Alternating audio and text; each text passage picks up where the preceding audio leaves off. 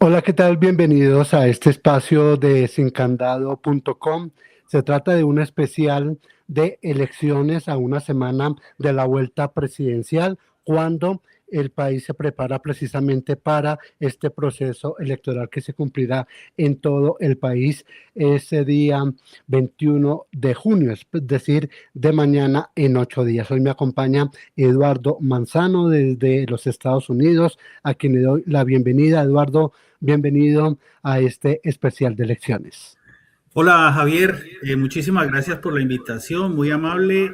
Me encanta estar aquí en esta transmisión, me gusta mucho este tema electoral y le agradezco. Vamos a entregarle a la gente pues la información más actualizada que podamos sobre lo que se espera para la segunda vuelta y contarles un poco también de toda la expectativa que hay en diferentes países del mundo donde van a poder votar los colombianos.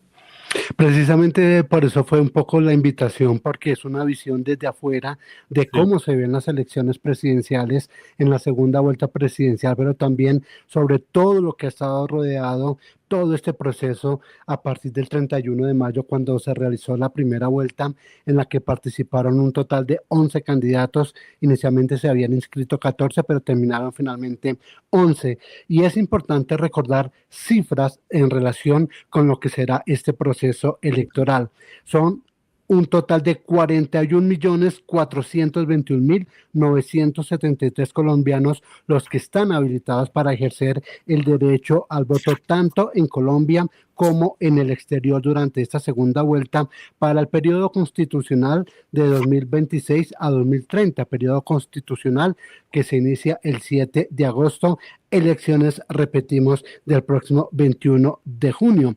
También otra cifra importante es que de los ciudadanos aptos para sufragar, un total de 21.298.492 son mujeres y 20.123.481 son hombres, quienes podrán votar en 120.527 mesas que están distribuidas en 13.742 puestos de votación.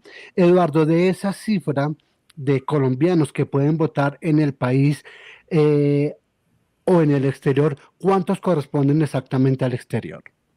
Mire, colombianos habilitados para votar en el exterior hay 1.414.661 ciudadanos, 777.343 mujeres y 637.318 hombres.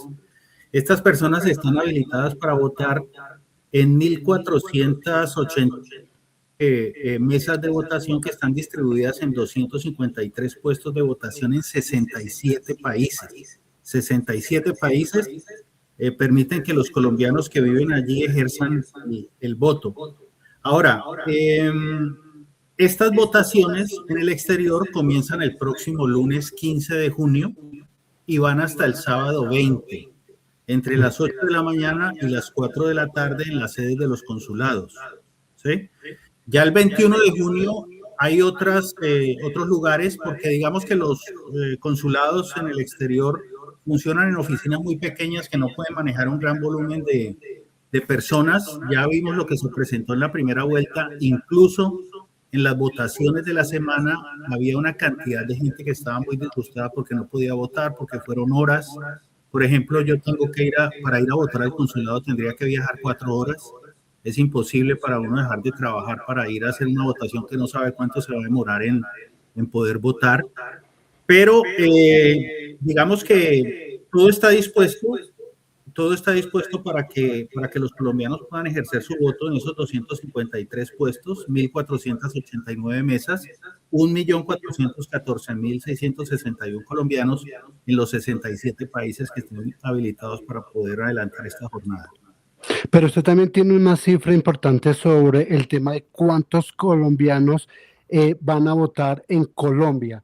Usted ya nos dio la cifra de los que van a votar en el exterior, pero Sí, también ya nos dio una cifra de colombianos que votan en el país y cómo están distribuidos tanto mujeres como hombres. claro, de los 41.421.973 colombianos que usted mencionó al inicio de esta transmisión, Hay 40.007.312 que son los que van a votar en el país como tal, en Colombia. El resto, el 1.414.661, son los ciudadanos en el exterior. En Colombia, de esos 40.007.312, hay 20.521.149 mujeres y 19.486.163 hombres que podrán votar en 118.346 mesas de votación que se instalarán en 13.489 puestos en Colombia.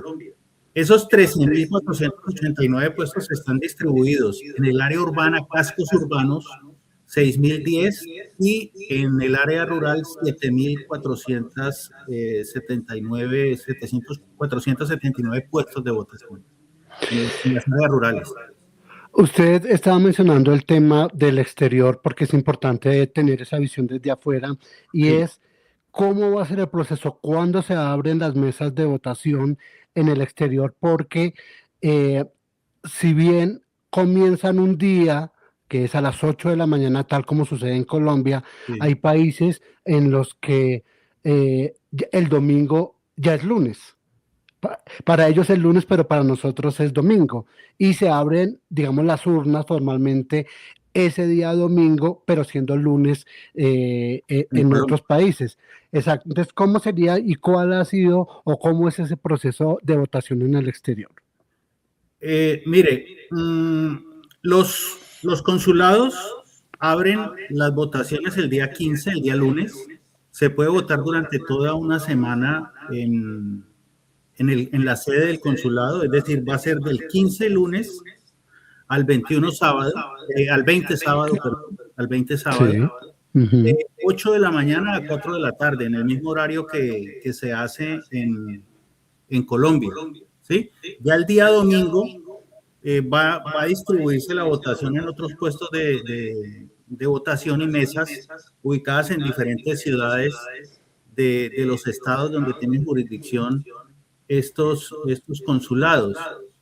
Hay que tener en cuenta que esos horarios que usted menciona, pues, es decir, de 8 a 4 de la tarde en el horario de cada país. Exactamente. ¿Sí? Uh-huh. Allí sabe cuáles son los horarios. ¿Sí? Entonces, se va a manejar, digamos, de esa manera.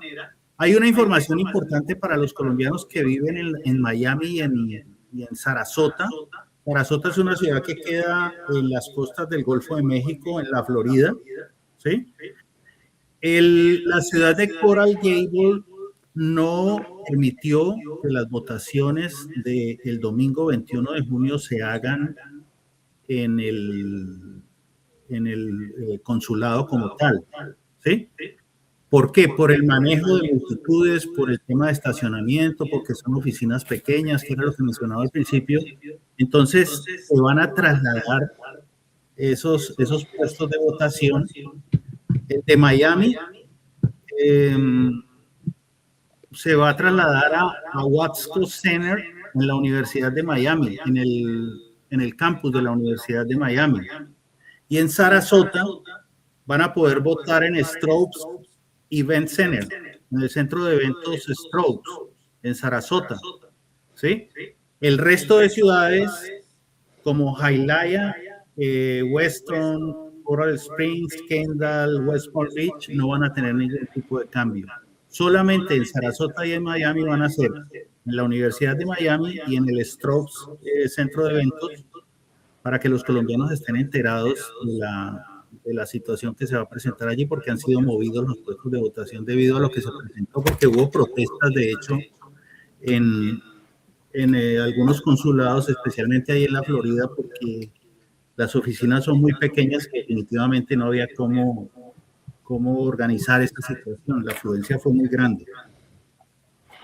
Un hecho que es importante tener en cuenta, Eduardo, porque fue una dificultad que se presentó tras la primera vuelta presidencial del 31 de mayo, es la información que se va recopilando en cada uno de los puestos de votación en los países en el exterior, porque se vota durante 5 o 6 días, no solamente un día como sucede en Colombia. Y es que la información oficial el resultado oficial de las votaciones en el exterior se conocen el domingo 21 de junio a través de los boletines de la registraduría. El restante de la información no es válida, no es la oficial y por lo tanto no se pueden sumar, ni restar, ni multiplicar los votos. Son votos que solo se pueden dar a conocer en ese día de elecciones del 21 de junio. De hecho, pues estuve tratando yo en la primera vuelta de conseguir información sobre la votación en los consulados, pero es imposible. Eso no es posible. Cualquier información que se publique de votación en consulados es falsa. Solamente esos resultados los va a entregar la registraduría el domingo después de las 4 de la tarde. Van a estar integrados a la votación que se hace en Colombia. No se puede desagregar la votación de colombianos en el exterior, no hay cifras de eso. Así que cualquier información que circule, y esto lo ha dicho también el registrador Hernán Penagos, es falsa. No hay posibilidad de que se entreguen resultados en el exterior. De hecho, los primeros boletines que da a conocer la registraduría son resultados del exterior de países Sí, donde ya es, digamos, el lo día que usted anterior. decía. Claro, Exactamente. claro, exactamente, así es, así es. Javier, mire, pasemos a otro aspecto que es el de la campaña presidencial después de la primera vuelta. Se han agudizado los enfrentamientos entre los dos candidatos, de la Espriella y Cepeda. Cepeda anunció una denuncia penal ante la Fiscalía y ante la Corte Penal Internacional contra la Espriella. Exactamente qué fue lo que pasó. Sí, tal vez fue una de las noticias de la semana porque el candidato presidencial del pacto histórico, Iván Cepeda, denunció penalmente a Abelardo de la Espriella por supuesta complicidad con grupos paramilitares, en concreto por haber incurrido presuntamente en los delitos de concierto para delinquir, financiación de terrorismo y enriquecimiento ilícito. Y quiero invitarlos a que escuchemos lo que dijo en su momento Iván Cepeda cuando dio a conocer esta noticia. Estamos presentando denuncia penal contra el abogado de la Espriella ante la Fiscalía General de la Nación y ante la Corte Penal Internacional por una serie de delitos o por haber presuntamente incurrido y cometido una serie de delitos que vamos a detallar. Me van a tener que disculpar, pero estos son asuntos que requieren una exposición en detalle y por ello me voy a tomar un tiempo. Esta denuncia se entabla por 3 delitos asociados con crímenes de lesa humanidad cometidos por estructuras paramilitares pertenecientes a las Autodefensas Unidas de Colombia, y esos delitos son 3. Concierto para delinquir, que está tipificado en el artículo 340 del Código Penal, financiación de terrorismo, artículo 345 del Código Penal, y enriquecimiento ilícito, artículo 327 del mismo Código. Aclaro que esta acción no es la repetición de otras acciones penales que se han emprendido en el pasado contra de la Espriella, puesto que nuestro escrito de denuncia incluye elementos nuevos que han ido apareciendo en el tiempo, especialmente en distintos escenarios de carácter judicial, en escenarios de documentación y esclarecimiento de la verdad sobre crímenes de lesa humanidad, y en las jurisdicciones, tanto la Jurisdicción Especial para la Paz JEP como el Sistema de Justicia y Paz. Siempre se había, desde esta perspectiva, afirmado o presumido que de la Espriella era financiador o cómplice de la organización paramilitar, pero a raíz de los documentos que hemos venido consultando y reuniendo, podría eventualmente esclarecerse si perteneció directamente y actuó como parte de las AUC. que dio a conocer Iván Cepeda a propósito de esta denuncia penal que, repetimos, se instauró ante la Corte Penal Internacional, que es una Corte Internacional de Justicia, como ante la Fiscalía General de Colombia. Pero también hubo respuesta, la respuesta de Abelardo de la Espriella, quien rechazó esta denuncia penal en su contra y prácticamente dijo que la desconocía. El bandido de Iván Cepeda sale hoy a denunciarme por hechos que ya fueron investigados cuando amigos de él me montaron falsos procesos judiciales. Eso está precluido, hizo tránsito a cosa juzgada. Además habla de la Corte Penal Internacional. ¿Qué clase de locura es esa? La CPI no tiene competencia en eso. Ya la justicia colombiana se pronunció. Pero sale a hacer tremenda alaraca porque sabe que yo hace como una semana lo denuncié ante la Secretaría de Estado en los Estados Unidos por la narcopolítica, porque hay zonas rojas donde mandan sus amigos los narcoterroristas, en donde el bandido de Cepeda sacó el 100 votos. Cepeda, mira cómo estoy temblando. Estoy asustadísimo con tus falsas denuncias. Payaso, te voy a derrotar y te vamos a recoger para siempre. Tú sí eres un bandido, colaborador de delincuentes. Llevas 30 años al servicio de los criminales de lesa humanidad de la FARC y del ELN, y eso lo sabe el país entero. Así que recógete y prepárate, porque te voy a derrotar y te voy a hacer pagar todo el daño que has hecho, bandido. Esa fue la respuesta de Abelardo de la Espriella a esta denuncia penal instaurada por Iván Cepeda. Pero el mundo de la política se conmovió, se conmocionó, se convulsionó por otro tema que dieron a conocer los seguidores de Iván Cepeda durante esta semana, y es el tema de una presunta inhabilidad. Inhabilidad según ellos porque Abelardo de la Espriella tiene doble nacionalidad, estadounidense y colombiano, pero no hay que olvidar que también es ciudadano italiano. Pero la gran controversia surge por el tema de su ciudadanía de los Estados Unidos o estadounidense. ¿Qué podemos decir sobre el tema? ¿Sí existirá esa inhabilidad? ¿No existe?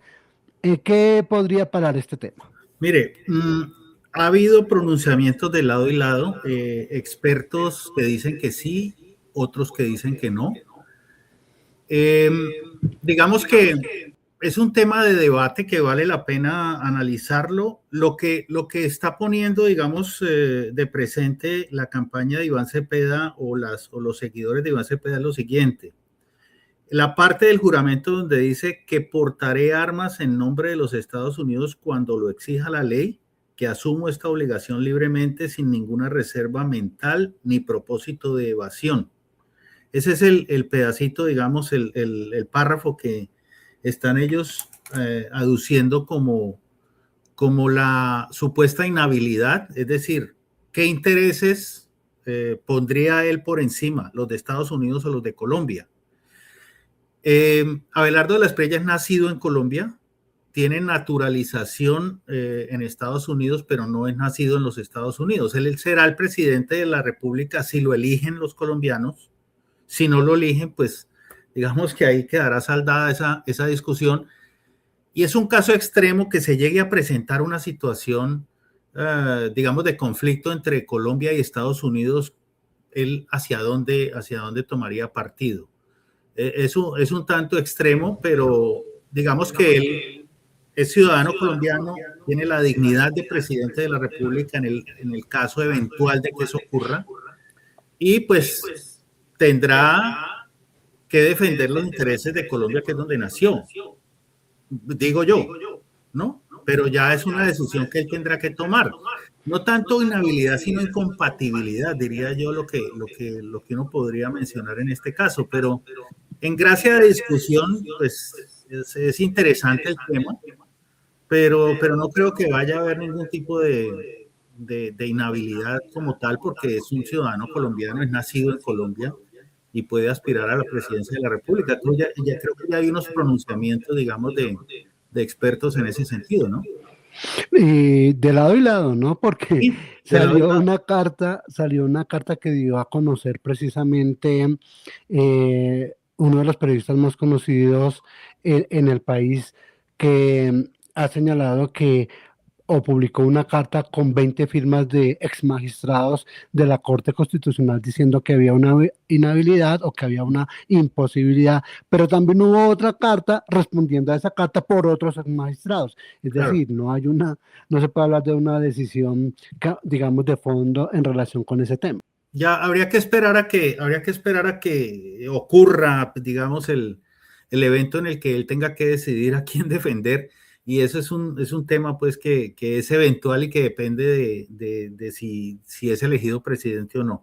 Pero Javier, hay otro tema también que vale la pena analizar y comentar, y es que por primera vez en la historia, pues en el tiempo que yo he hecho periodismo en toda mi vida, que veo que no hay debates entre los candidatos.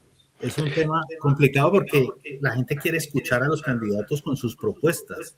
Yo sé que los planes de gobierno o las propuestas de gobierno son muy gaseosas porque son ideas allí, digamos, no sueltas, pero sí son ideas generales que no dan a conocer ningún tipo de proceso para poderla llevar a cabo. Es simplemente una idea, pero no hemos podido escuchar a los candidatos realmente debatiendo para saber qué va a pasar pues en medio de toda esta polarización. ¿Qué cree usted que pueda pasar? ¿Habrá debate esta semana o no? Pues la verdad, yo creo, Eduardo, que no va a haber debate por varias razones. Si bien hubo una confrontación muy fuerte para la primera vuelta presidencial entre inicialmente 14 candidatos, después quedaron 11, siempre se pidió debate, hubo algunos debates, no solamente los acostumbrados en televisión, sino también hubo debates en otros escenarios como foros, como asambleas de gremios, y entonces eso generó sin duda un espacio de controversia, pero no a todos. Por ejemplo, asistió Iván Cepeda en ese momento y por eso se le reclamó en ese momento, se le reclamó en ese instante, pues que participara en los debates, que hiciera parte de ellos. Él no asistió a muchos de esos debates y prácticamente esa primera vuelta se fue así, sin ningún debate.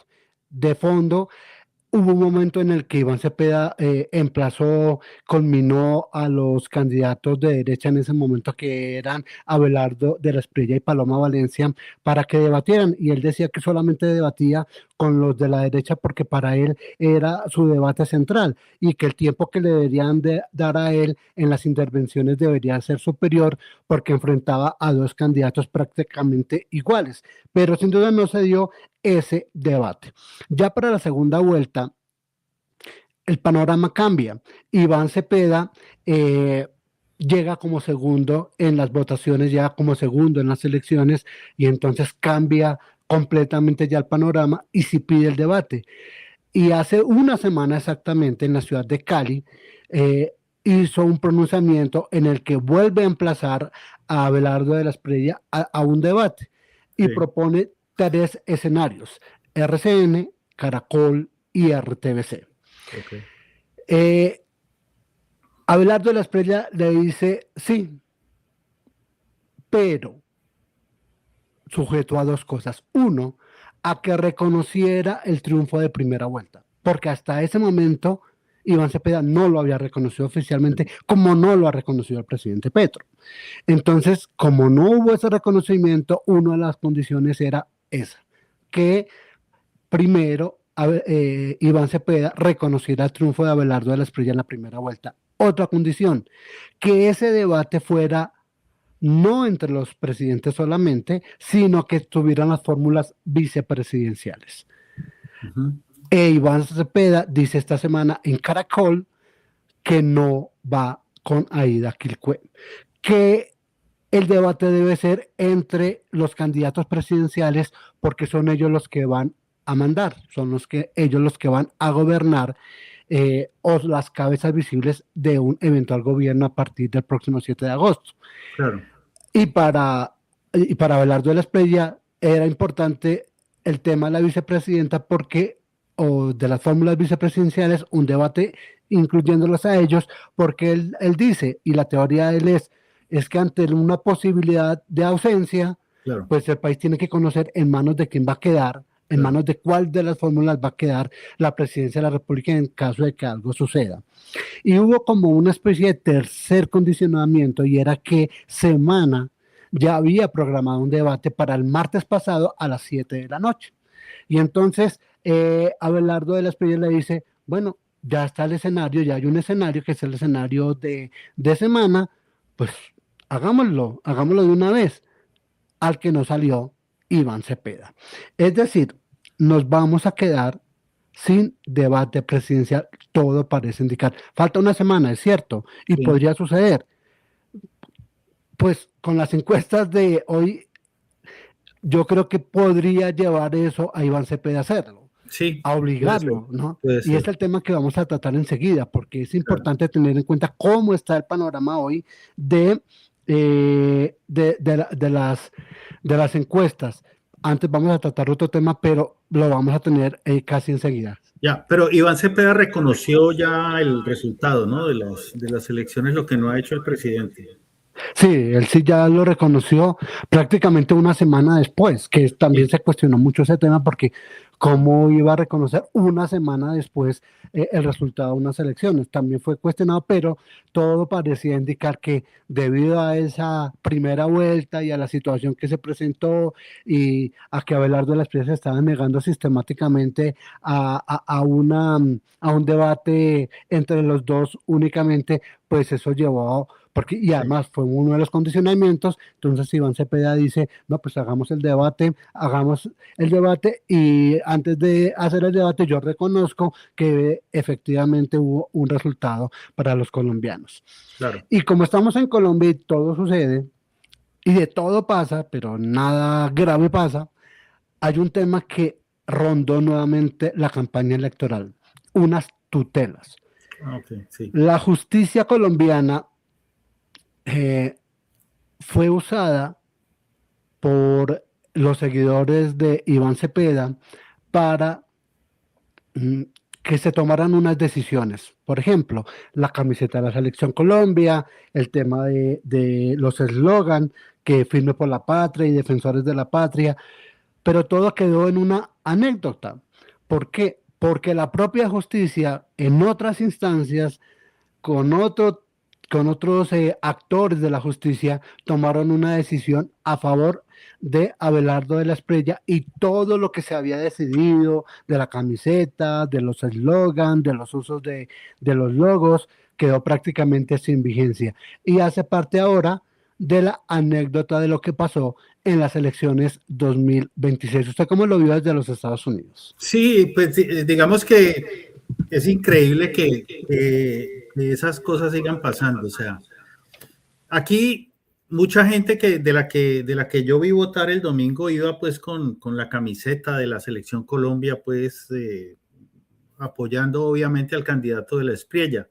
Pero es increíble que la Corte Suprema de Justicia tenga que ocuparse de este tipo de situaciones, pues que no debería. La Corte tiene otras prioridades mucho más importantes que ponerse a estudiar este tema. La Corte Suprema de Justicia suspendió transitoriamente esas decisiones judiciales que habían ordenado al candidato Abelardo de la Espriella no utilizar la bandera de Colombia y que le habían ordenado remover de su publicidad la frase de firme por la patria, defensores por la patria, que habían sido pues respaldados o emitidos por la Sala Segunda del Tribunal Superior de Bogotá el 9 de junio pasado. La Corte Suprema definitivamente saldó esta discusión diciéndole, suspendiendo transitoriamente esa decisión judicial de primera instancia y ya el candidato va a poder seguir utilizando sus frases y utilizando todo lo que venía haciendo. Pero esto es un desgaste para la justicia, tener que dedicarse a estudiar este tipo de cosas cuando realmente hay muchas otras mucho más importantes que podría estar tratando, ¿no? Sí, lamentablemente pues se usa la justicia para eso y obviamente hubo muchos cuestionamientos alrededor de eso. Y antes de la encuesta, antes de las encuestas que Sí, son importantes las cifras hoy, hay otro tema que se mueve porque usted está en los Estados Unidos, está en pleno mundial de fútbol y sí. cómo puede afectar eso la votación de segunda vuelta por parte de los colombianos que viven en los Estados Unidos. Pero hay que agregarle un temita a ese, y es que en el día de ayer Iván Cepeda hizo otra propuesta, una propuesta que para algunos es muy oportunista en pleno mundial, pero en pleno mundial, pero a 8 días de la segunda vuelta, y es el tema de que Colombia sea sede de uno de los mundiales de fútbol. Las dos cosas, unámoslas. La primera, ¿va a afectar o no el tema del mundial, la presencia de los colombianos en las urnas? Y segundo, ¿cómo ve usted la propuesta de Iván Cepeda para que Colombia sea sede de un mundial de fútbol? Mire, la fiebre mundialista es una cosa terrible. Yo nunca había vivido algo así, nunca había estado en un país donde hubiera un mundial. La verdad es una cosa tremenda. Yo tuve la oportunidad de viajar, de ir a Texas para asistir al partido de la Copa América, el primero que jugó Colombia contra Paraguay en Houston, que ganó Colombia. Eso es una cosa impresionante, el ambiente que se vive ahí. Tuve la oportunidad de viajar también para ver el partido entre Colombia y México, que Colombia ganó también 4-0.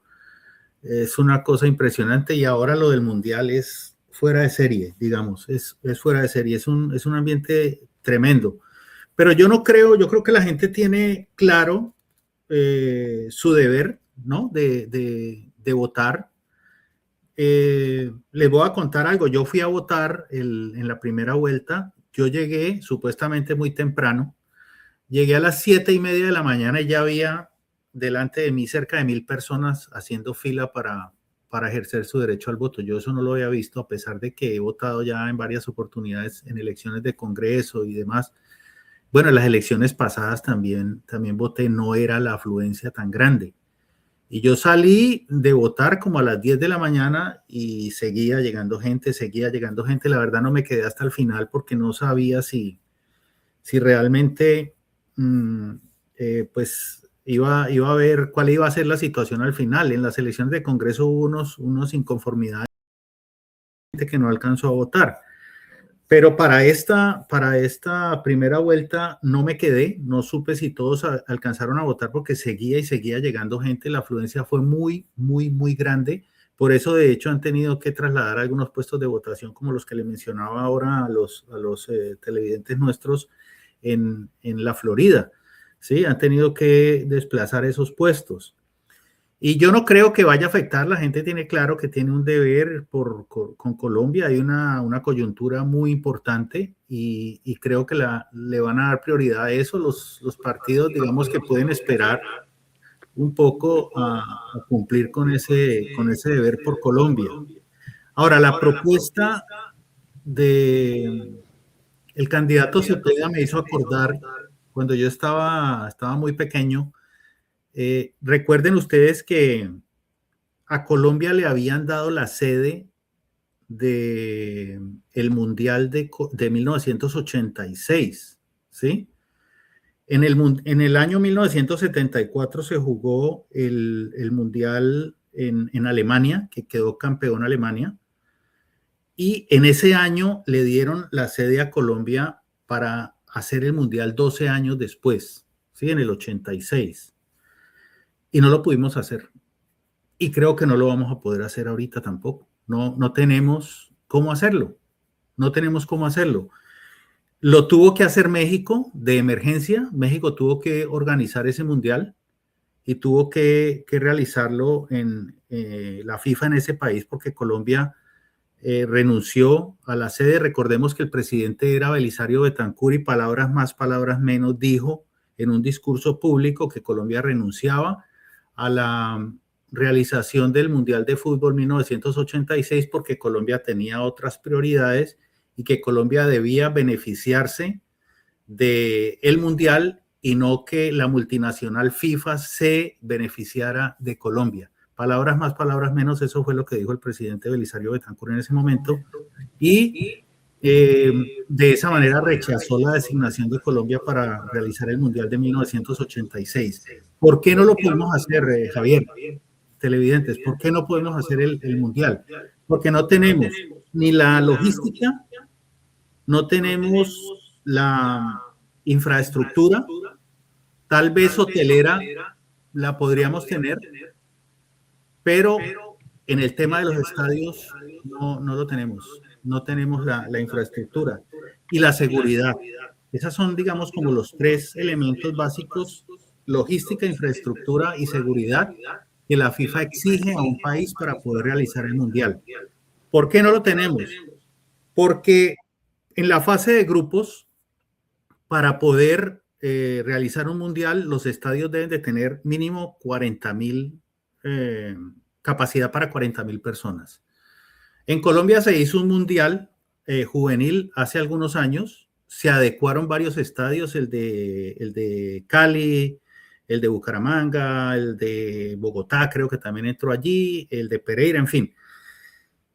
El Estadio Pascual Guerrero de Cali, que es el que yo conozco, hincha del América, tenía capacidad para 45,000 personas. Cuando le hicieron la adecuación del techo, de la capa esa blanca que le pusieron, la carpa blanca, y le pusieron las sillas para poder cumplir las exigencias de la FIFA para ese Mundial Juvenil, la capacidad de 45,000 personas se redujo a 37,899. O sea que en Colombia no tenemos estadios para la fase de grupos de 40,000 personas. Para semifinales exigen los de la FIFA tener estadios con capacidad para 60,000 personas, y para la inauguración y para la final tienen que tener estadios de 80,000 personas. En Colombia no los tenemos y por esa razón, Javier, no podemos hacer el Mundial. Sería grandioso poder hacer un Mundial. Eso para la economía es un boom, eso se dispara cualquier economía, pero no tenemos la capacidad de hacerlo. Tendríamos que construir no sé cuántos estadios con capacidad para 60,000, para 80,000 personas. Hablemos del Camp Nou, el estadio del Barcelona, le caben 80,000 o más. No tenemos esa capacidad nosotros para hacer un Mundial. Ahí se nos cae la idea. Entonces la propuesta es un poco populista, digamos, del candidato Cepeda, tal vez oportunista, como dicen algunos, no sé, pero digamos, cumplirla es imposible y él debe saberlo. Además, Colombia, Javier, Colombia está en un déficit fiscal terrible, que no hay dinero para nada, mucho menos vamos a ponernos a hacer un Mundial, pues. Sí, exactamente. Eso es otro de los cuestionamientos serios sobre el estado en que va a quedar el país después de estos 4 años en el tema económico, sobre todo en lo relacionado con la deuda colombiana. Total. Y pues quién sabe también, digamos, si se puede ver que Colombia con un gobierno de izquierda no solo le jale a hacerlo realmente, sino si los demás países y la FIFA permitirían que Colombia fuera la sede. Esa sería como otra, sin decir que, por ejemplo, en la derecha sí, en la izquierda no se trata de eso. Se trata de decir es la capacidad real que tiene Colombia para poderlo realizar. Quiero, Eduardo, darle a conocer unos mensajes que nos han llegado a través de este en vivo. Harry Haller, antecitos de iniciar nuestra transmisión, nos escribió: hola, aquí esperando el live. César Caicedo escribió: muy buena transmisión, tesos señores, muchas gracias. Cielo Pelayo Barrera: la campaña se convirtió en ataques personales y desacreditar al contrincante, no le han dado altura al debate, completamente cierto. Y agregó: lo triste es que se presten para el juego. Ismael: qué buena transmisión, muchas gracias también a Ismael por este saludo y a todos los que durante esta transmisión que estamos haciendo. Qué bien, gracias a todos por estar pendientes y por los mensajes. Y vamos a hablar ahora sí de encuestas, ¿le parece? Sí, claro. Entonces comencemos por la que publicó Semana, encuesta que realizó la firma Atlas Intel. ¿Cómo le fue a los dos candidatos en esta encuesta? Sí. Usted tiene el cuadro, de pronto lo podemos, eso, bueno, aquí está, mire, la encuesta de Atlas Intel, contratada por la revista Semana, de la intención de voto, fueron encuestadas 2.992 personas en diferentes lugares del país. La pregunta, ¿por quién votarás en la segunda vuelta de las elecciones presidenciales? Votos válidos. Abelardo de la Espriella el 52.4%, Iván Cepeda el 44.4%, una diferencia de 8 puntos, el voto en blanco 3.1%. Ese es el resultado de la encuesta contratada por la revista Semana. Me llama la atención, Javier, televidentes, se ha presentado mucho debate frente al candidato Abelardo de la Espriella porque lo señalan de misógino y demás. Y resulta que en esta encuesta, un dato importante, hay muchos datos, pero vale la pena decirlo, el 47% de las personas encuestadas, bueno, el 47% del voto femenino en esta encuesta, 47.5% favorece a Abelardo de la Espriella, y el masculino 54.4%. A Iván Cepeda, los jóvenes entre 18 y 24 años lo prefieren en un 68.2%. Esos son como los datos de esta encuesta de Atlas Intel, que ha sido contratada por la revista Semana. 52.4% para de la Espriella, 44.4% para Iván Cepeda, 8 puntos de diferencia entre los dos. Bueno, ahora voy a referirme a la otra encuesta que salió publicada en el día de hoy, la de Guarumo, la empresa Guarumo Ecoanalítica, en la que se midió también la segunda vuelta presidencial. Esto es una semana de la segunda vuelta publicada por El Tiempo. De acuerdo con esta medición, el candidato Abelardo de la Espriella de Defensores del Movimiento de Defensores de la Patria obtiene un 52.6% de esa intención de voto, frente a un 45% del candidato del Pacto Histórico Iván Cepeda. Eso significa una ventaja de 7.6 puntos porcentuales, más del doble de la que le sacó en la primera vuelta el pasado 31 de mayo. En la encuesta de Guarumo y Ecoanalítica, que consultó de manera presencial la intención de voto a 2.073 colombianos en 54 municipios, un 2.4% aseguró que votará en blanco. Esas son como las cifras más importantes relacionadas con esta encuesta. En líneas generales, los dos candidatos que disputarán la segunda vuelta crecieron en intención de voto en relación con la primera vuelta presidencial.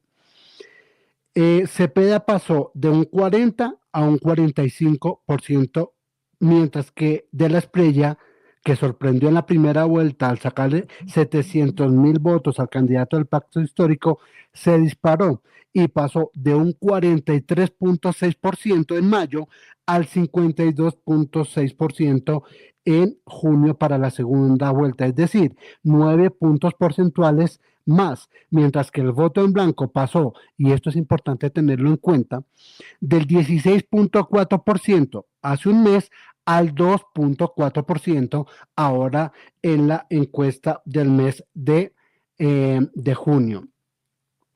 ¿Qué es importante también tener en cuenta? Que con respecto a los resultados reales de las votaciones de primera vuelta, de la Espriella y su fórmula José Manuel Restrepo crecen un 9.2%, mientras que Cepeda y su fórmula vicepresidencial, la senadora Aida Quilcue, lo harían en un 4.7%. ¿Cómo ve usted estas cifras, Eduardo, a propósito de, ya sumando las dos encuestas, que prácticamente son idénticas en el resultado? Sí, sí, se ha disparado y pues hay que decirlo, pues según los datos que están presentando, se ha disparado el candidato de la Espriella, ha aumentado bastante. Cepeda, digamos que yo diría que se mantiene. Es que en la encuesta pasada de la que usted está mencionando, eh, tenía el 40% Iván Cepeda y pasó al 45% y de la Espriella tenía el 43,6 y se subió al 52,6%. 9 puntos es mucho. Entonces, pues, digamos que es una medición, es una medición. La verdadera encuesta es el 21 de junio, realmente. Exacto. Ujú. Pero digamos que esto nos muestra pues una tendencia que es la que estamos mencionando, que es el aumento del favoritismo del candidato de la Espriella.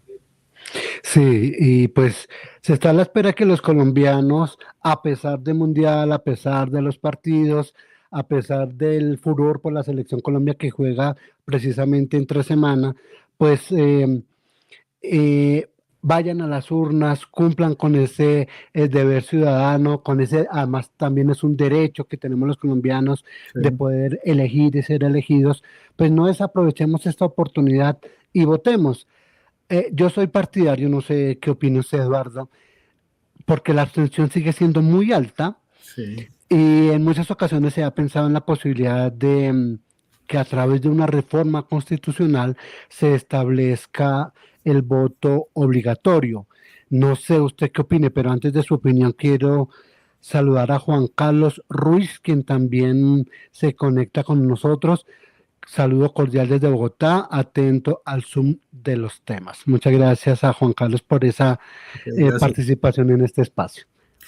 Sí, pues lo del voto obligatorio se ha hablado en algunas oportunidades en Colombia, ¿no? Pues mire, hay países donde el voto es obligatorio, usted tiene que ir a votar, vaya o no vaya, si no lo bloquean las cuentas bancarias y le bloquean trámites con el Estado, en fin. Entonces, pues eso podría, digamos, de alguna manera combatir lo que es el abstencionismo, pero es una camisa de fuerza que yo no sabría en qué podría terminar eso, pero pues es una reforma muy discutible, ¿no, Javier? Es discutible, no sé a dónde pueda llevar eso, porque obligar a la gente que tiene que ir a votar, gente que de pronto nunca ha votado, que no cree en la política, que no cree en los políticos, que no tiene favoritismo por ninguno de ellos, no sé qué efecto pueda tener, digamos, sobre la democracia. Pues seguramente va a aumentar, obviamente, el flujo de votantes, pero los resultados no sé a dónde nos puedan llevar. Sí, es difícil saber en este momento cuál sería, digamos, la ventaja, aunque yo creo que sería bastante la ventaja de que los colombianos participemos masivamente en unas elecciones, porque es que un presidente elegido con un 30%, un treinta y Sí, cinco por ciento, es cierto. es, o sea, qué tanto, aunque va a ser presidente de todos sin duda, pero qué tanto genera esa representatividad por parte del presidente y aunque tiene que gobernar los 4 años y para todos, de todas maneras la representación sí queda como un poquito coja. Y es que sabe que la polarización hace que la gente genera rechazo en la gente, en el votante, Sin en duda. el ciudadano del común, que dice, ay, no, yo ya estoy cansado de esto, yo no quiero saber nada de los políticos, y entonces decide no votar, ¿sí? Decide no votar y, ay, yo me margino de esto. Entonces, pensaría yo, digamos, en alguna campaña antes de cualquier reforma que haga más didáctico el tema, que haya una transparencia, digamos, en el tema político, digamos, revelar mucho más de cómo se manejan las cosas adentro, que la gente se meta más como en ese tema, que haya incidencia política, pero pero digamos que sea más didáctico para la gente poder conocer un poco más de cómo actúan, de qué hacen en el Congreso. Hay mucha gente que no sabe porque no le interesa, ¿sí? Y esa polarización hace que haya más rechazo todavía. Entonces, sería una campaña, digamos, desde el Estado, desde los mismos medios de comunicación, en las redes sociales, empezar a educar a la gente un poco para que tenga un poco más de conciencia de la necesidad que un país tiene de que todos votemos, de que todos participemos, de que propongamos, de que tengamos iniciativas para que el país realmente mejore. Y de esa manera, digamos, controlar el tema de la corrupción.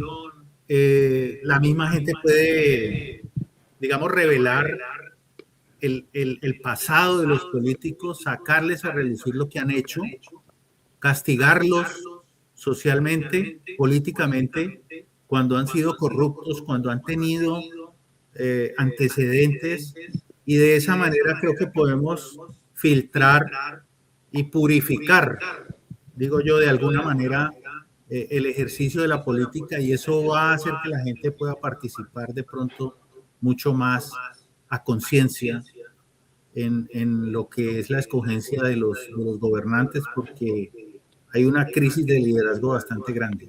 Hay que generar confianza a la ciudadanía para que eso pueda pasar. Bueno, antes de terminar, quiero 2 saludos más. Excelente transmisión. Nancy Contreras, César Caicedo escribe y nos hace una pregunta. ¿Qué opinan ustedes, señores, con lo que pasó el miércoles pasado en la plenaria del Senado, con lo que sacó el senador J.P. Hernández sobre la de Cepeda y su familia?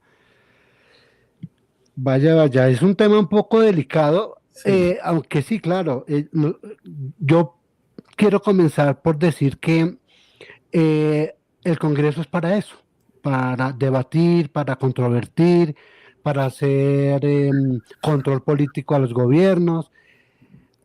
Hay momentos en los que se pasa un poco de revoluciones el tema.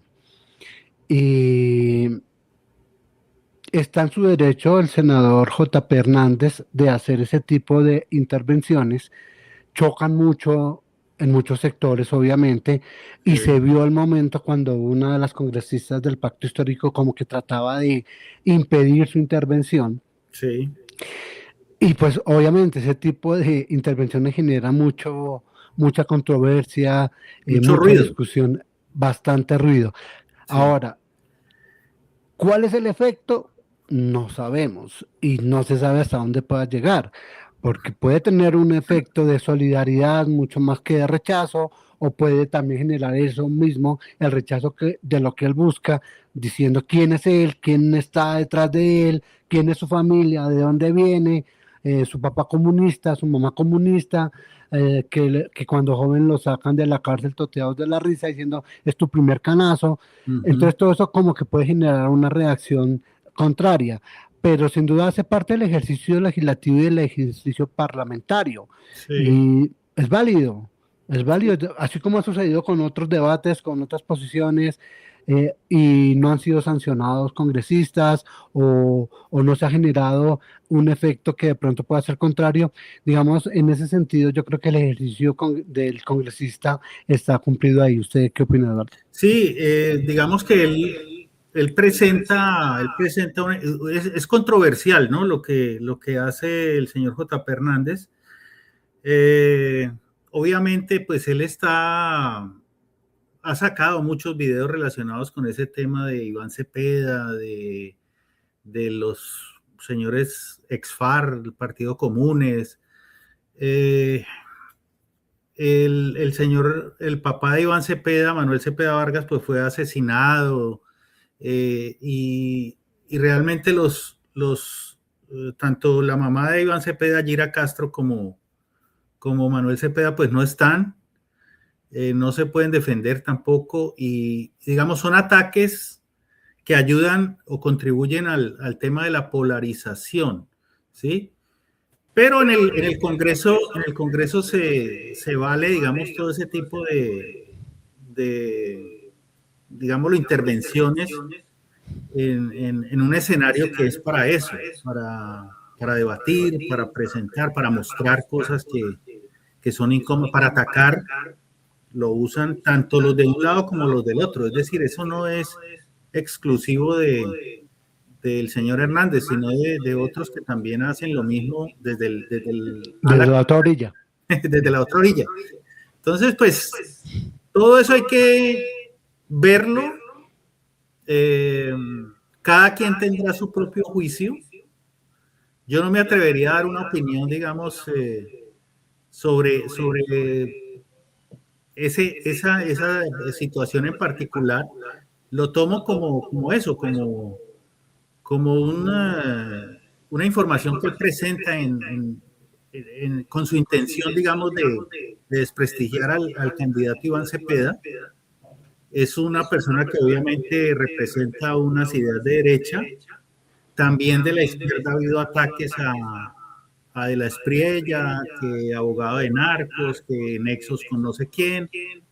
Todo eso hace parte de la polarización de la que estábamos hablando hace rato y que de pronto deberíamos empezar a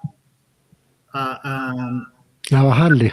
Tratar de eliminar, de filtrar para poder tener una opinión un poco más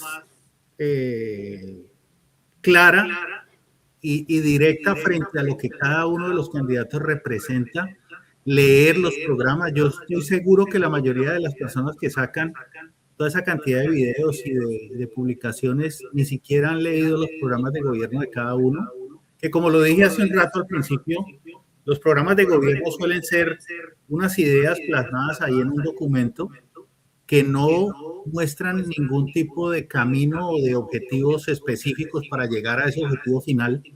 No sabemos cómo lo van a hacer, ¿no? Entonces, son ideas, pero estoy seguro que muchas de esas personas que ven toda esa cantidad de videos y que se polarizan y que pelean en las redes sociales, que se salen de los grupos de WhatsApp apenas empiezan ¿no?